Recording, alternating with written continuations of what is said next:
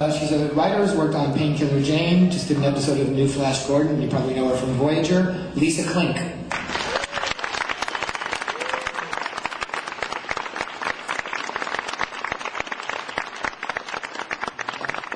Next, a newcomer on actually one of my favorite shows, The 4400. Please welcome Jenny Baird.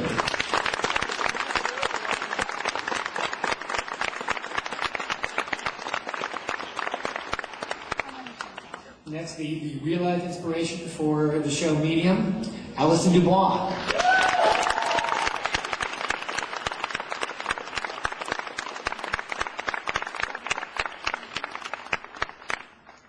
And somebody who I'm going to assume you guys, maybe have heard of a little bit, a woman named Lucy Lawless.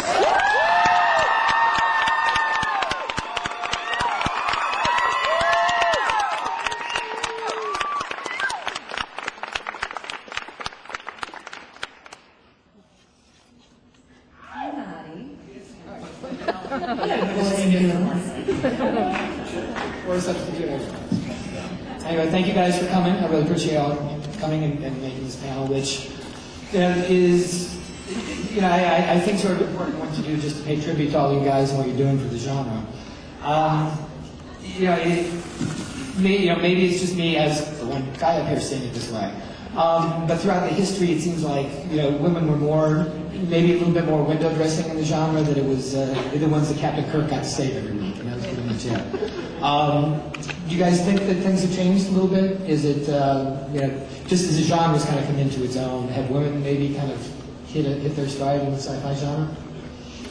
When they were trying to greenlight Xena, the French home of Joan of Arc said, no, the public will never accept a woman in a lead role. And we had Bionic Woman and a Wonder Woman before, but it was like it had been, it was out of fashion.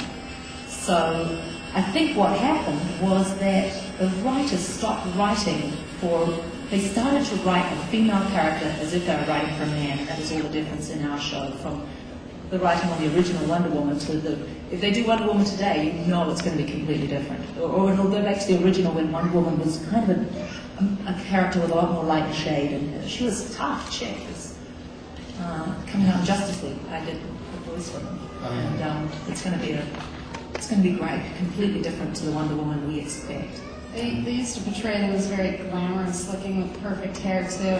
I like that we're shown with flaws now, and that flaws are attractive. Yeah, that's a relief. What do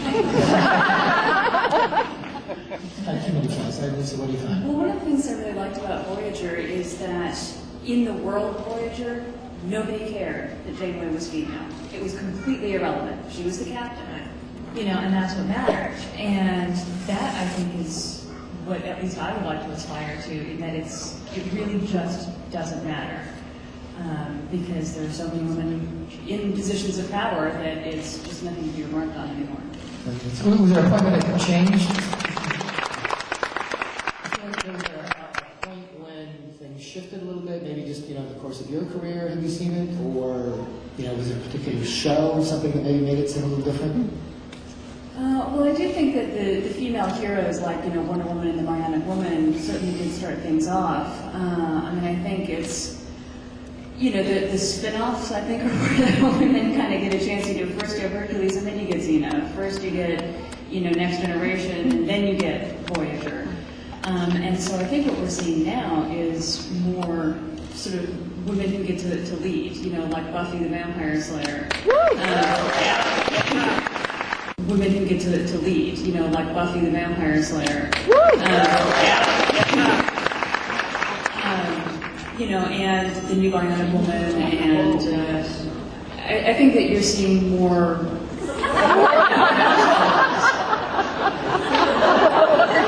Yeah, idiots.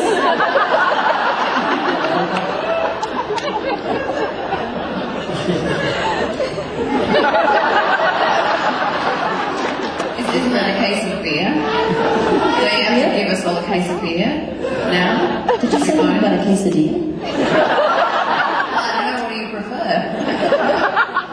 I thought it was a case of beer, if you find those. Champagne. Champagne. Oh, rose. that must be okay. I'm using Australian tradition. Maybe. Okay. Yeah. Gin on my set, actually. Don't have a set anymore. You can have a beer. Now, I mean, growing up, Depending on that particular character. is there a particular quality that the women have? First, dealing with just the characters first. Is there any sort of quality that's easier, better to work with, or it's male, female, not a lot of difference? I'm sorry, can you repeat the question? Is there a certain sensibility that when you're doing a female character that they add to a series that might not exist otherwise? They better, otherwise they shouldn't be cast. If you haven't got fascinating, you're not open enough to let all the qualities that you have be used in the role, then you won't cast. Yeah, I agree. I mean, you're looking for interesting people. And I don't think that women inherently bring something that's different than men. I think that, again, individuals bring something, that you're looking for. And again, I really just don't even think of it that way. It's hero protection. Somebody is number one on your call sheet, and you will always protect them. They're meat and potatoes. It's even when I'm playing a Cylon on Galactica, the show's called Battlestar Galactica. So they can spend a little bit of time in the Cylon world, but they have to get back to the guts of the show. So the producers are never going to let their baby die. It doesn't matter if it's a male character or female. Some writers are better at writing for that role than others, but yeah, producers protect their baby. They care about the character even more than the actor. Although the actor may not think so. Actually, for Alison, how vigilant are you over? Don't have a set anymore. You can have a beer. Growing up, were there any, whether it's Wonder Woman or any characters you guys saw, admired, inspired you at all? Or again, whether it's one that we know about, maybe not even one from the sci-fi genre, but one that made you really want to do what you do? Princess Leia. You're right. Now you're right. That was a prototype to the woman as an equal, flawed.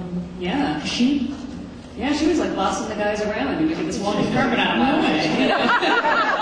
She knew how to use a gun too, which is very helpful. But didn't we all do that with the hair for a while? I got slats around my ears. I'm far too young to have done that.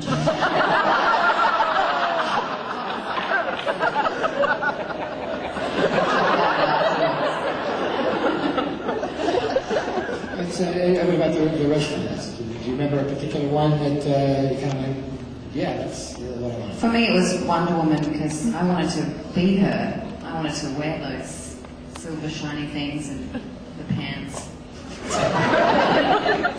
She had a killer figure, actually. Yeah. As she moves across the top of the airplane, she had an amazing physique. Well, they got better costumes. The women got much better costumes. So. Much harder to stunt double, though. For women, it's the stunt women who are half our characters in action. It's a much harder job for them. They're expected to do all the same stuff with zero padding and give a lot of credit to those girls. Yeah, absolutely.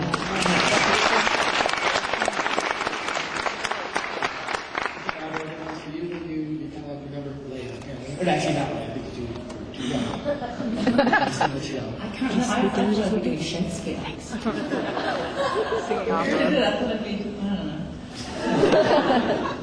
But then would I be at Comic-Con with you all now? Boring. In Shakespeare, there's a lot of ass kicking that goes on too. So. It's Bianca, yeah. And it sounds better when they do it. The accent, much better ass kicking, I think. Now, I mean, do you sense that a huge amount of progress, that we've really hit our stride? I don't know. I guess Lisa again too. Behind the scenes, is it a whole lot easier for women now to make it, to get ideas heard? I think it has has not yet become easy. I think that it's sort of easier to get in the door. I mean, I think that actually when I started, being a woman interested in sci-fi may be a little bit different and maybe a little more interesting than, all the guys. But I think it's still at the top, as you kind of climb up the ladder. I mean, there are no women running sci-fi shows that I know of right now. And I think that women are making progress, running a lot of shows, but still, like Grey's Anatomy and Men in Trees and things like that. But I think that sci-fi is still at the top, a primarily male genre. I mean, I hope that Marty shows up because obviously she ran Buffy for a long time, so she is, a notable exception. But I find that as you get further up the ladder, I think that gender becomes more of an issue.